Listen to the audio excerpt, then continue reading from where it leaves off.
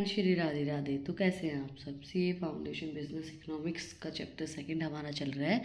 पिछली जो हमारी वीडियो थी उसके अंदर हमने कंप्लीट किया था लॉ ऑफ सप्लाई में प्राइस इक्विलिब्रियम कब आता है, law of supply curve, law of supply formula. तो अगर आपने वो वीडियो नहीं देखी है तो जो उसका लिंक है वो डिस्क्रिप्शन में है, प्लीज़ इस वीडियो को यहीं पे पॉज कर दें और पहले इस वीडियो को जाके देखिए, उसके बाद आप इस वीडियो पे आना। आज हम कवर करेंगे types of supply and of the law of supply. तो स्टार्ट करते हैं। सबसे पहले what are the types of supply. There are 5 type of supply. Let discuss each of them. 5 type की हमारी सप्लाई होती है, सबको डिस्कस करते हैं। आती है joint supply. Joint supply is a type of supply where there is a production of multiple products from a common production process or resources. The quantity of multiple products supplied is depending on each other, like petrol and diesel, which rely on a common purpose of oil refining. देखो, joint supply वो type होता है supply का जिसके अंदर बहुत से बहुत से प्रोडक्ट्स होते हैं जिनकी कॉमन प्रोडक्शन प्रोसेस होती है और रिसोर्सेज होते हैं, उनकी सप्लाई की जाती है जॉइंटली इकट्ठे, जैसे कि जो एक दूसरे पे डिपेंड भी करते हैं। पेट्रोल और डीजल हो गया। पेट्रोल डीजल, आप जैसे पेट्रोल पे पंप पे जाते हो तो पेट्रोल डीजल आपको दोनों ही मिल जाते हैं, एक पे पेट्रोल डलता हुआ मिलता है, एक पे डीजल डलता हुआ मिलता है। तो उस तरीके से उनकी जॉइंट सप्लाई हो सकती है क्योंकि कॉमन है, कॉमन प्रोडक्शन प्रोसेस होती है, ऑयल रिफाइनिंग ही तो है, तो उसको हम जॉइंट सप्लाई बोलते हैं। Composite supply, this type of supply is when a secondary product or products are supplied along with the primary product and the supply of the secondary product is depending on the primary supply. For example, ERP implementation can only happen if there is a proper IT infrastructure and hardware available to run it. देखो, इसके अंदर बोला गया है secondary जो products हैं, product जो भी सप्लाई किए जा रहे हैं वो प्राइमरी प्रोडक्ट के अकॉर्डिंगली सप्लाई किए जाएंगे, वो एक दूसरे पे डिपेंड करेंगे। सेकेंडरी प्रोडक्ट हमेशा प्राइमरी प्रोडक्ट के ऊपर डिपेंड करेगा। जैसे इन्होंने एग्जांपल बोला है, ईआरपी इम्प्लीमेंटेशन तभी होगी जब आईटी का इंफ्रास्ट्रक्चर होगा। आईटी का इंफ्रास्ट्रक्चर होगा ही नहीं तो ईआरपी इम्प्लीमेंटेशन कैसे होगी। तो पहले प्राइमरी प्रोडक्ट होगा, उसके बाद ही आप सेकेंडरी प्रोडक्ट को भेज सकते हैं, सेकेंडरी प्रोडक्ट काम आएगा। Short term supply. In short term supply, the production being supplied is only available for limited products limited by its current production capacity. For example, irrigation water can be short supplied during the dry season, where solution like agriculture ERPs come in a hand to manage scarce water resources, price elasticity and elasticity of demand.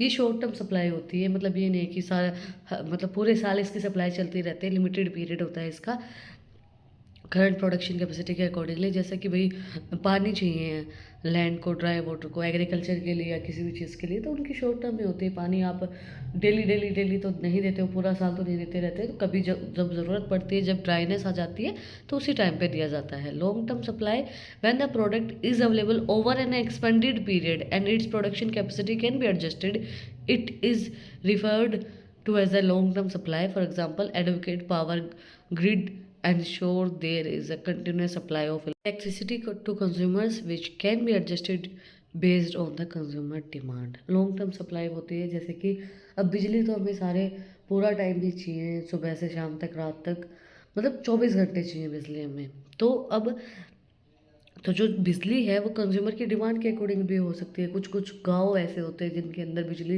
दिन में सिर्फ 4 ही घंटे आती है, रात को बिजली दी जाती है, तो वो सब चीज़ें होती है। तो लॉन्ग टर्म सप्लाई वो होती है कि जो कंटिन्यूस चलती रहती है, आपको एक पूरे एक एक्सपेंडेड पीरियड तक उसकी पूरी सप्लाई होती रहती है। जैसे electricity according to the consumer demand adjust होती है, बट आपको कंटिन्यूस सप्लाई उसकी चलती ही रहती है। Market supply is the total quantity of goods offered by all producer at a given price over a specified period within a specific market. For example, all the paddy supplied of farmers in the APMC market at a minimum spot price set by the government during a harvest season. देखो, market supply जो होती है वो होती है total quantity of goods जो offer किए गए हैं प्रोड्यूसर ने, जो प्रोड्यूसर उसने ऑफर किए हैं एक गिवन प्राइस के ऊपर स्पेसिफाइड पीरियड के अंदर और स्पेसिफाइड मार्केट के अंदर। जैसे कि अब फार्मर को चाहिए APMC मार्केट जो है उसके अंदर मिनिमम स्पॉट प्राइस पहले ही गवर्नमेंट फिक्स कर देती है। जब हार्वेस्ट सीजन आता है तो उसके अंदर जब चीज़ें, हार्वेस्ट सीजन का मतलब होगा जब चीज़ें हमारी बिकनी शुरू होती हैं। अब जैसे एग्रीकल्चर हो रहा है, अभी जो टाइम चल रहा है उस टाइम पे कॉटन उगाई जाती है, बाड़ी जिसको बोला जाता है।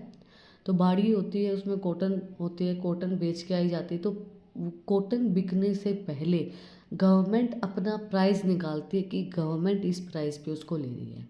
उसके बाद प्रोड्यूसर अपना प्राइस फिक्स करते हैं, जो भी मतलब उनको सूटेबल लगता है वो अपना प्राइस पे लेते हैं, बट गवर्नमेंट उससे पहले अपना प्राइस को निकाल देती है। तो वो हमारी मार्केट सप्लाई होती है, गवर्नमेंट के अकॉर्डिंगली चलती है। The exceptions of the law of supply. Exceptions क्या रहेंगे लॉ ऑफ सप्लाई के? सबसे पहले हमारा economics of scale, large scale production और changes in business strategy can alter the quantity of product supplied irrespective of price fluctuation. देखो, जो बड़ी प्रोडक्शन है तो वो चेंज कर सकते हैं बिजनेस की स्ट्रेटजीज को और क्वांटिटी ऑफ प्रोडक्ट को, क्योंकि प्राइस फ्लक्चुएट तो अलग चीज़ हो गई, बट प्रोडक्शन ही ज़्यादा हो रही है ना। प्रोडक्शन ज़्यादा हो रही है, प्राइस फ्लक्चुएट तो हो ही नहीं रहा मान लो, बट प्राइस फ्लक्चुएट हो भी रहा है तो भी प्रोडक्शन अगर ज़्यादा है, लार्ज स्केल प्रोडक्शन हो रही है, तो फिर बिजनेस स्ट्रेटजीज चेंज करनी पड़ सकती हैं, क्योंकि उतनी प्रोडक्शन आप नहीं कर पाओगे, है ना। एक बार में इतनी ज़्यादा डिमांड आ गई है तो फिर प्रोडक्शन बढ़ेगी तो फिर बिजनेस की स्ट्रेटजीज चेंज करनी पड़ेंगी, सप्लाई भी बढ़ेगी। Dominance: when a single or a few business control the market, product supply can be controlled irrespective of traditional supply demand dynamics. देखो, मार्केट डोमिनेंट्स, बहुत डोमिनेट तो का मतलब तो आपको पता ही होगा ना। तो जब आपके पास एक सिंगल और कुछ बिजनेस, मतलब बहुत कम बिजनेस हैं मार्केट के अंदर, जो अगर बहुत कम लोग हैं या फिर सिंगल लोग हैं तो फिर वो मार्केट को कंट्रोल कर सकता है, अपनी प्रोडक्ट की सप्लाई को भी कंट्रोल कर सकता है ट्रेडिशनल सप्लाई डिमांड डायनामिक से ज़्यादा। क्योंकि आपने देखा होगा, आप कहीं पे गए हो और वहाँ पे दूर दूर तक कुछ भी नहीं है और एक शॉप है या एक कोई चीज़ है, तो आप मजबूरन वहाँ पे लोगे, चाहे उसका प्राइस कितना है, चाहे कुछ भी है, तो वो चीज़ डोमिनेट कर रही होती है। उनका प्राइस चाहे कितना ही कम हो, कितना ही ज़्यादा। अभी जैसे गोवा में हो रहा है, आपने देखा होगा, बोटल्स, गोवा में टूरिज़्म बहुत ज़्यादा था पहले, तो बोटल्स का प्राइस 20 रुपये लिख रखा है तो भी वो 40 रुपये में ले रहे हैं, है ना। तो वो चीज़ होती है कि भाई अब लोग आएंगे, उनकी मजबूरी है, अब मजबूरी है मतलब लोग आएंगे, लोगों को पसंद है गोवा, मजबूरी तो क्या है, बट उनको पसंद है गोवा में आना। अब पानी पीना तो मजबूरी है, अब वो पैसा लगा के लेगा, इंसान लेगा तो फिर वो ज़्यादा ले रहे हैं ना। तो वो चीज़ होती है कि मार्केट डोमिनेट भी कई बार करती है कि बायर्स, मतलब जो प्रोड्यूसर है वो आपके कम है, सप्लाई जो आपका जो मार्केट में एक ही शॉप है तो फिर वो फिर डोमिनेट करेगा चीज़ों को, वो फिर अपने अकॉर्डिंगली चीज़ें चलाएगा, अपने अकॉर्डिंगली अपनी सप्लाई रखेगा। Stable goods product with limited shelf lives में see increase supply regardless of price fluctuations. Perishable goods जो होते हैं उनकी लिमिटेड सेल्फ होती है और वो इंक्रीज करते सप्लाई को प्राइस फ्लक्चुएशन से ज़्यादा। Then unique production: goods that are unique in designs or produced in limited quantity do not adhere strictly to typically supply laws. Example: custom made machineries. Unique production जिनकी होती है, जो आप customise करवाते हो कोई भी प्रोडक्ट है, तो उन प्रोडक्ट्स की जो सप्लाई होती है वो लॉ ऑफ सप्लाई के अकॉर्डिंगली काम नहीं करती, क्योंकि वो यूनिक है, अपने अकॉर्डिंगली डिज़ाइन की करवाए जाते हैं, उनकी लिमिटेड क्वांटिटी होती है, वो आपको हर जगह रखे नहीं मिलेंगे।